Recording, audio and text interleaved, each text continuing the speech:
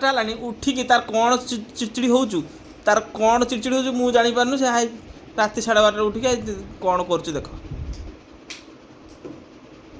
ଆରେ ଲୋକ ଶୁଇ ଉଠିକି ଅଧା ରାତିରେ ଉଠିକି କିଏ ଏମିତି ଲଗାଇ କହିଲ?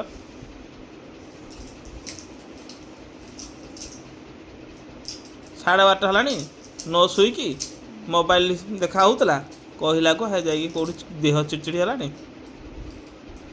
ସେ କ'ଣ ଲଗାଉଛି ଦେଖ ଭେସଲିନ୍। ରାତି ହେଲାଣି 12:30 ଏଇ ଫାଟିଗଲାଣି, ଚିଡ଼ଚିଡ଼ି ହେଲାଣି।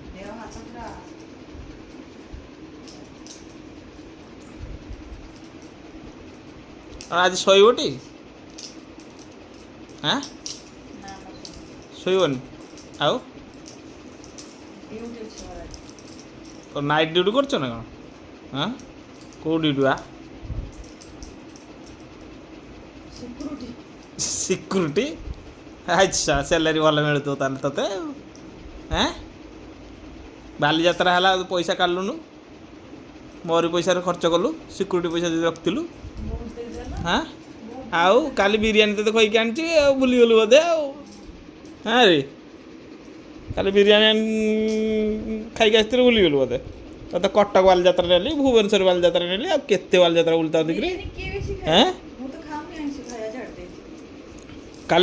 କାଲି କିଏ ଖାଇଥିଲା କି ବିରିୟାନୀ? ହାଁ ଆଉ ଚିଙ୍ଗୁଡ଼ି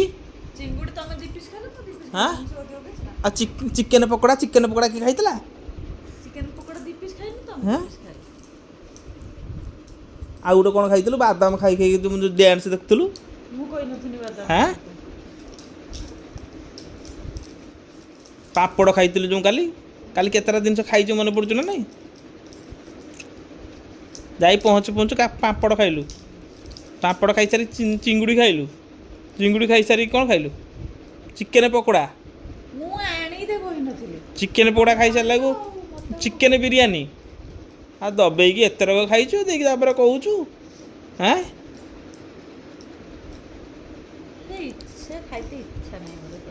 ଇଚ୍ଛା ନାହିଁ। ସେ କିଏ ଖାଇଲା ତାହେଲେ? କାଲି ଦିନରେ କ'ଣ ରୋଷେଇ କରିବୁ? ମାଛ ଫୁଲକୋବି ଆଳୁ ଝୋଳ। ଆଉ କେଉଁଠି ମାଛ ଆଣିତେ ଯିବୁ କି? ନଦୀରୁ ଧରିବୁ ନା କ'ଣ? ହାଁ କ'ଣ? ଆଚ୍ଛା ହଉ ଆଉ।